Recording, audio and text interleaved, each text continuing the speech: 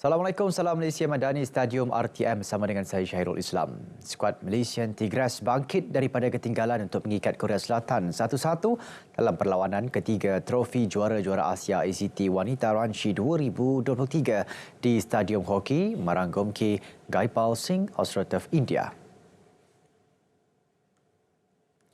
Norafikah Syahzani Azhar menjaringkan gol penyamaan buat skuad negara menerusi pukulan sudut penalti pada minit ke-58 selepas Yeo Soo-yong meletakkan Korea Selatan di hadapan pada minit ke-35 juga dengan pukulan sudut penalti pada minit ke-35.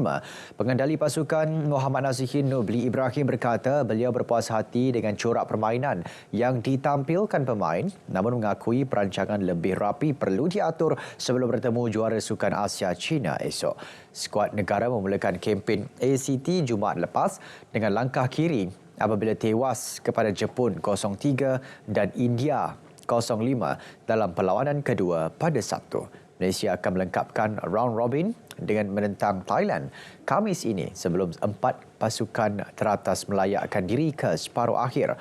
Pencapaian terbaik Malaysia pada ACT Wanita adalah pada edisi 2013 di Kakamigahara, Jepun apabila menamatkan kempen di tempat ketiga selepas menewaskan China 3-1.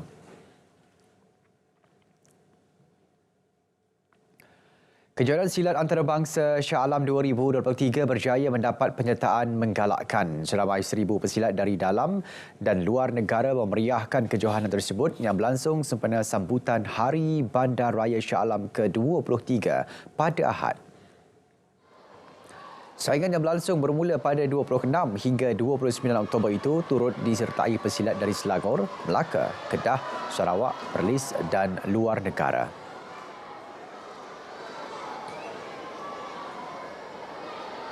Dan kita juga mendapat penyertaan daripada luar negara iaitu daripada Indonesia dan juga daripada Brunei. Kelab-kelab silat yang bertanding ini kita sebenarnya berusaha untuk mencungkil bakat-bakat baru dalam arena silat negara lah. Pada penganjuran kali ini, sebanyak 7 kategori dipertandingkan dengan johan keseluruhan bawa pulang RM3,000 beserta piala iringan. Masalah kewangan dihadapi beberapa kelab Liga Super ketika ini mampu mengganggu perancangan Liga Bola Sepak Malaysia MFL untuk mengekalkan jumlah pasukan bertanding musim hadapan. Perkara itu diakui Ketua Pegawai Eksekutif MFL, Datuk Surat Ramalingam. Jelas beliau, struktur Liga Super dengan penyertaan 14 pasukan ketika ini adalah yang terbaik.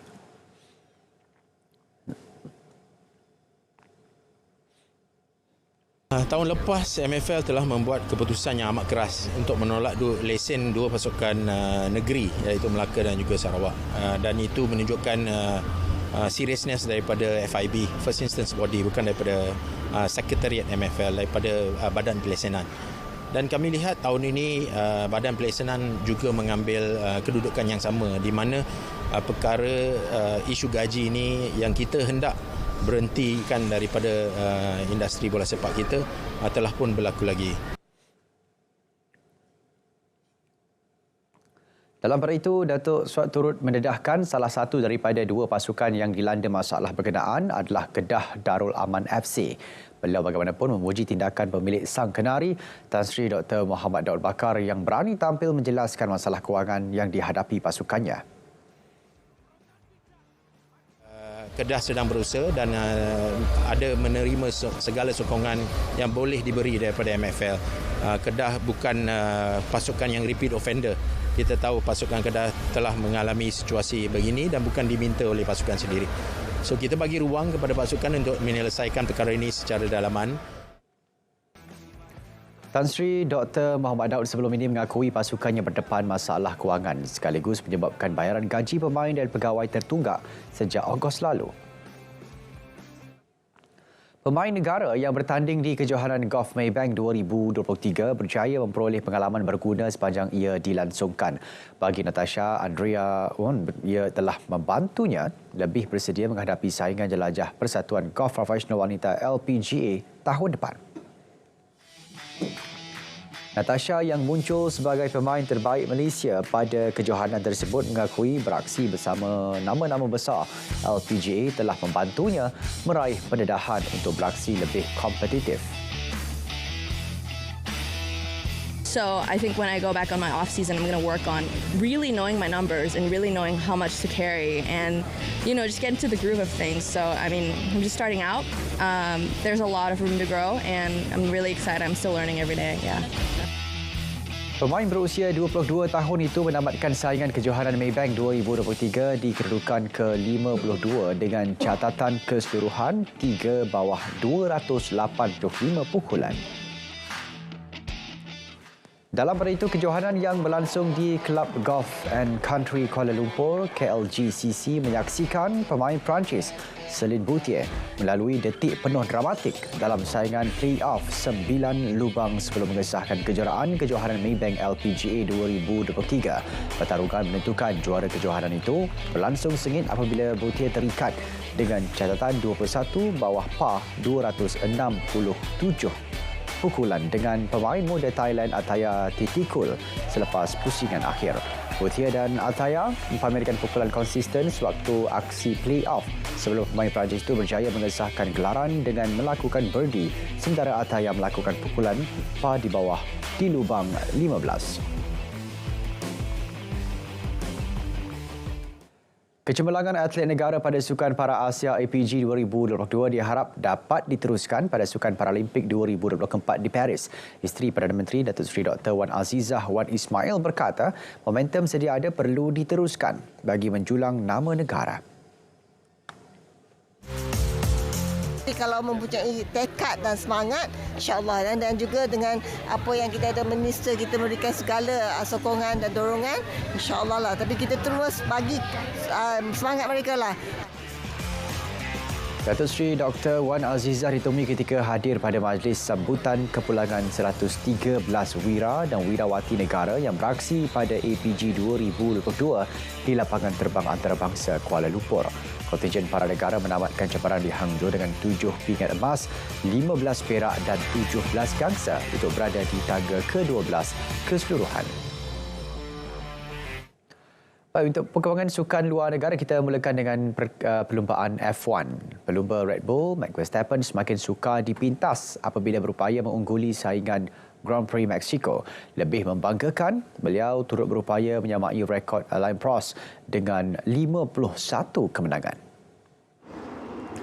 Pada perlumbaan ke-16 musim ini menyaksikan Verstappen yang bermula di petak ketiga berupaya menamatkan perlumbaan dengan catatan masa 2 jam, 2 minit 30.8 atau 4 saat. Itu juga adalah kemenangan kelima Verstappen di Mexico dan menyamai rekod 18 penamat podium tahun ini. Perlumbaan yang sedikit terjejas dengan bendera merah selepas Kevin Magnussen mengalami kemenangan teruk dalam jentera Haas turut menyaksikan tempat kedua menjadi milik pelumba Mercedes Lewis Hamilton. Dalam hari itu, pemenang pita utama Charles Leclerc daripada pasukan Ferrari sekadar meraih tempat ketiga di depan rakan sepasukannya Carlos Sainz. Beralih ke saingan tenis terbuka Vienna, pemain Itali Jannik Sinner bergelar juara kejohanan selepas menewaskan lawan dari Rusia, Daniil Medvedev. Dalam saingan akhir tersebut, Sinner menang dengan keputusan 7-6, 4-6, 6-3. Ini juga adalah kemenangan kedua Sinner ke atas Medvedev dalam aksi final pada Ahad itu menyaksikan Sinner lebih tenang mengawal permainan berbanding lawannya. Kesilapan mudah yang sering dilakukan oleh Medvedev sepanjang saingan tersebut telah membuka ruang untuk Sinner mendominasi permainan. Sebelum ini, Sinner turut meraih kemenangan menentang lawan dari Rusia itu pada aksi terbuka China bulan lalu. Sementara itu, pemain remaja sensasi Amerika Syarikat Ben Shelton menambah koleksi kejuaraan jelajah ATP-nya apabila memenangi terbuka Jepun. Beliau tampil dengan permainan meyakinkan dengan menewaskan Asian Karatsev 7-5, 6-1. Beliau yang baru berusia 21 tahun itu kini menduduki ranking ke-15 dunia selepas memenangi 18 gelaran musim ini.